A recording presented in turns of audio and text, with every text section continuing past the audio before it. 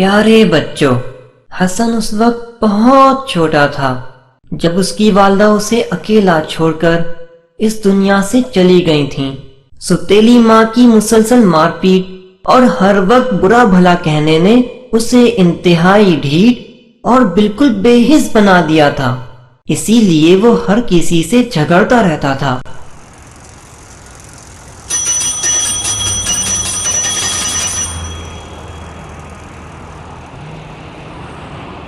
ابے او، کدھر منہ اٹھائے چلا جا رہے؟ وہ میں اپنے ماموں کے پاس جا رہا ہوں۔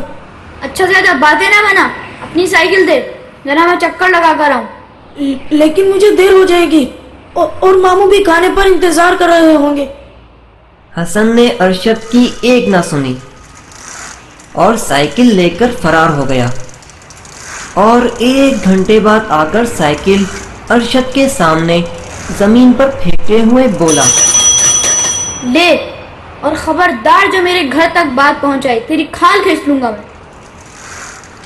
ارشد بیچارہ چپ چاپ سائیکل لے کر روانہ ہو گیا۔ کچھ دنوں سے حسن نے اسکول جانا شروع کر دیا تھا، لیکن اسکول میں بھی وہ جلد ہی جھگڑالو اور شریر مشہور ہو گیا۔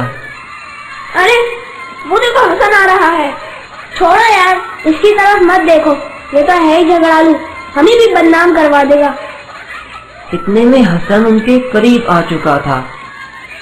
اس کا ایک ہاتھ پشت کی جانب تھا۔ اس نے آتے ہی اپنے پشت پر رکھے ہوئے ہاتھ میں پکڑی چھپکلی ان دونوں پر پھینک دی۔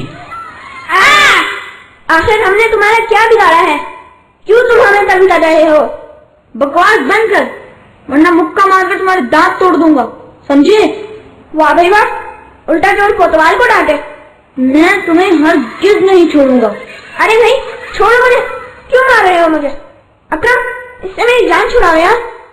اتنے میں قریب سے ایک ماسٹر صاحب گزرے اور ان دونوں کو دفتر لے گئے۔ سر، اس نے مجھ سے بدتمیزی کی تھی۔ نہیں سر، یہ جھوٹ بول رہا ہے، اس نے پہلے مجھ کو چھپکلی پھینکی اور پھر مجھ سے لڑائی کرنا شروع کر دی۔ حسن، تمہاری شکایت دن بدن بڑھتی جا رہی ہے۔ تو میں کیا کروں سر؟ حسن، تمیز سے بات کرو۔ سر، وہ کیا ہوتی ہے؟ اپنا منہ بند رکھو ورنہ سخت پٹائی لگاؤں گا، سمجھے؟ کیوں سر، میں نے کیا کیا ہے جو آپ میری بلا وجہ پٹائی لگائیں گے؟ اچھا تو تم یوں نہیں سمجھو گے۔ یہ کہتے ہی سر نے ڈنڈا اٹھایا اور پھر پوری قوت سے حسن کے ہاتھوں پر چلانا شروع کر دیا۔ مسلسل ڈنڈے کھانے کے بعد بھی حسن پر لگتا تھا کوئی اثر ہی نہ ہوا ہو۔ آخر سر تھک کر رک گئے۔ بس، یا اور کوئی حربہ بھی ہے؟ چلے جاؤ یہاں سے۔ شکریہ سر۔ کلاس میں بھی وہ سوالات کے جوابات دیتے وقت شرارت سے کام لیتا۔ حسن، تم کھڑے ہو کر بتاؤ کہ انگریزوں نے کب سے کب تک حکومت کی؟ سر، صفحہ نمبر 110 سے 210 تک۔ خاموش ہو جاؤ، آج کے بعد تم سے کچھ بھی نہ پوچھوں گا۔ گھر کے حالات بھی اسکول سے مختلف نہ تھے۔ حسن، نہ جانے تم کس مٹی کے بنے ہوئے ہو، میں تو تمہیں مار مار کر عاجز آ چکا ہوں، اور تم ہو کہ سدھرنے کا نام ہی نہیں لیتے۔ آخر تم کب ٹھیک ہوگے؟ اب تم بچے تو نہیں ہو، کچھ تو خیال کرو۔ ایک روز تمام بچے اسمبلی ہال میں کھڑے ہوئے تھے کہ اچانک ہیڈ ماسٹر صاحب کی آواز گونجی۔ تمام طلبہ کرام کو مطلع کیا جاتا ہے کہ کل ہمارے اسکول میں ایک شاندار جلسے کا انعقاد کیا جا رہا ہے، جس کی صدارت محکمہ تعلیمات کے سیکرٹری صاحب کریں گے۔ تمام طلبہ اس میں بھرپور تعاون کریں اور اپنے گھروں سے صاف ستھرا لباس پہن کر آئیں۔ دوسرے دن جب ہیڈ ماسٹر صاحب اسکول پہنچے تو اسکول کی سجاوٹ کو دیکھ کر حیران رہ گئے۔ واہ بھائی واہ، تم لوگوں نے تو کمال کر دیا۔ مجھے تو ایسا محسوس ہو رہا ہے جیسے میں کسی دوسرے اسکول میں آ گیا ہوں۔ اچھا، میں ذرا آفس میں چلتا ہوں۔ عمیر، آپ ایسا کریں، ماسٹر ندیم کو کہیں کہ وہ آفس میں آ جائیں، میں ان سے کچھ بات کرنا چاہتا ہوں۔ ٹھیک ہے سر۔ السلام علیکم سر، کیا میں اندر آ سکتا ہوں؟ وعلیکم السلام، جی اندر آئیں۔ سر، آپ کو ہیڈ ماسٹر صاحب نے آفس میں بلایا ہے۔ صحیح ہے، آپ چلیں میں آتا ہوں۔ شکریہ سر۔ سر، کیا آپ نے مجھے بلوایا تھا؟ جی ہاں، وہ دراصل مجھے حسن کی جانب سے کھٹکا لگا ہوا تھا. ایسا نہ ہو کہ وہ سارا پروگرام خراب کر دے. تم ایسا کرنا کہ اس کے ساتھ بہت ہی اچھا معاملہ رکھنا, اور طلبہ میں جو کیک تقسیم ہوگا اس میں سے اسے زیادہ حصہ دینا. اسے یہ بھی بتانا کہ جن بچوں کو انعام ملے گا اس میں تمہارا نام بھی ہے, تاکہ وہ شرارت سے باز رہے. صحیح ہے سر. اور پھر کچھ ہی دیر بعد محکمہ تعلیمات کے سیکریٹری صاحب کی کار اسکول میں داخل ہوتی ہوئی نظر آئی. ہیڈ ماسٹر صاحب خود انہیں لینے کے لیے گئے. اتنے میں اسکول کے چپراسی نے ہال کی جانب دوڑ لگا دی. ارے دروازہ اندر سے کس نے بند کر دیا؟ چلو دوسرے دروازے سے داخل ہو کر کون لوں گا.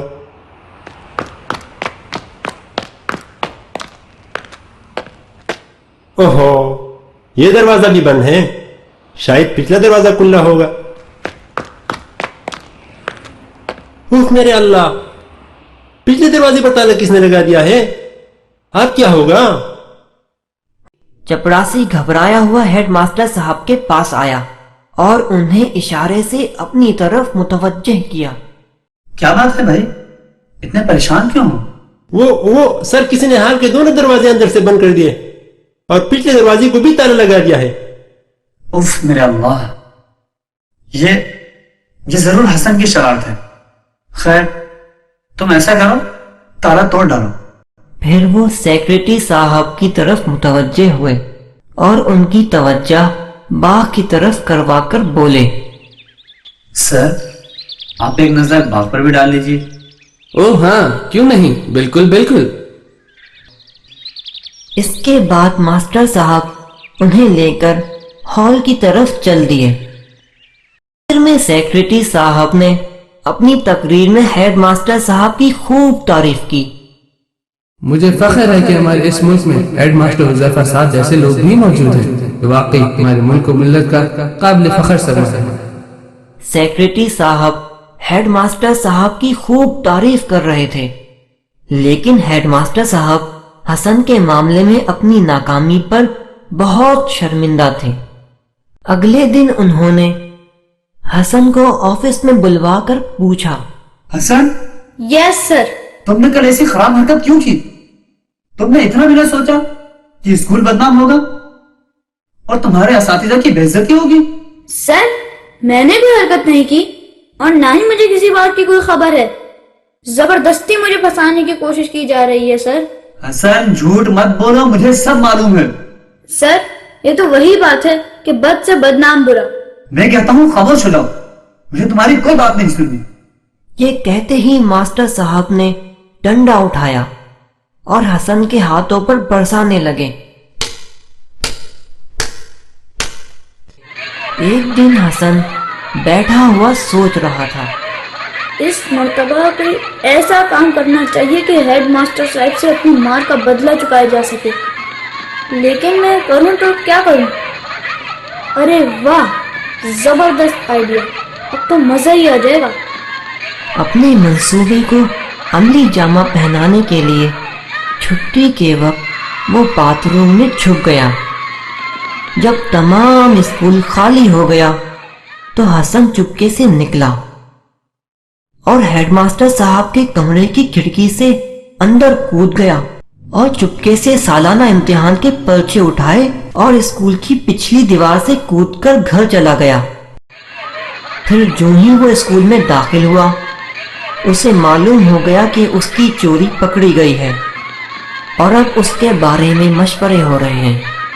ادھر آفس میں تمام اساتذہ حسن کی مخالفت میں رائے پیش کر رہے تھے. سر پانی سر سے اونچا ہو چکا ہے, حسن نے چوری کی ہے. سر اسے تو پولیس کے حوالے کرنا چاہیے. سر کم از کم اسے اسکول میں رکھنا تو سراسر بیوقوفی ہے. اسے یہاں رہنے دیا گیا تو دوسرے لڑکے بھی خراب ہو جائیں گے. ایک گندی مچھلی پورے تالاب کو گندا کرتی ہے. سر اگر اس بات کو نظر انداز کر دیا گیا تو اسکول کی کوئی حیثیت نہ رہے گی اور ہم لوگ بدنام ہو جائیں گے. سر ہیڈ ماسٹر صاحب تمام باتیں خاموشی سے سنتے رہے, لیکن ان کے دل سے یہی آواز آ رہی تھی, تم نکمے ہو, پڑھانا نہیں جانتے. کیا صرف مارنا ہی علاج ہے؟ کوئی نئی تبدیل کرو. حسن کو تباہی سے بچانا تمہارا کام ہے. तुम उस्ताद हो, बाप से ज्यादा मेहरबान, कुछ तो सोचो। हेडमास्टर साहब ने एक बहुत बड़ा फैसला कर लिया था जिसे वो बार बार जेरे लब दोहरा रहे थे। उसी वक्त उन्होंने दफ्तर में ऐलान किया, तमाम असातिज़ा अपनी अपनी क्लासों के लड़कों समेत हाल में जमा हो जाएं। बाहर आते ही असातिज़ा आपस में चहमगोइयां करने लगे। मुझे तो लगता है इसे कोई सख्त सजा मिलेगी और मुमकिन है कि पुलिस के हवाले भी कर दिया जाए। मेरा तो ख्याल है हसन का नाम काटकर इसे स्कूल से खारिज कर दिया जाएगा। हर एक शख्स अपने जहन में अपने ख्याल के मुताबिक बातें सोच रहा था। हेडमास्टर साहब डंडा हाथ में लिए हॉल में दाखिल हुए और कुर्सी पर बैठकर एक नजर तमाम तलबा और असातिज़ा पर डालकर उन्होंने कहा, हसन, हाजिर जनाब। मेरे करीब आओ। आज न जाने क्यों हसन के दिल पर खौफ छाया हुआ था। उसके हाथ पांव कांप रहे थे। हसन, मुझे बहुत अफसोस है कि मैं तुम्हें दुरुस्त न कर सका। ये सरासर मेरी गलती है। मैंने तुम्हें ठीक करने का सही तरीका इख्तियार नहीं किया और अब तक तुम्हें मारता ही रहा हूं। अब तुम ये बैत संभालो और मेरी गलती की मुझे खूब सजा दो। मुझे माफ कर दें सर, मैंने आपको बहुत तंग किया है सर, मुझे माफ कर दें। मैं आइंदा कभी कोई गलत हरकत नहीं करूंगा सर। 2-4 मिनट में ही उसकी फितरत से सारे पर्दे उतर चुके थे और वो आदमी बन गया था।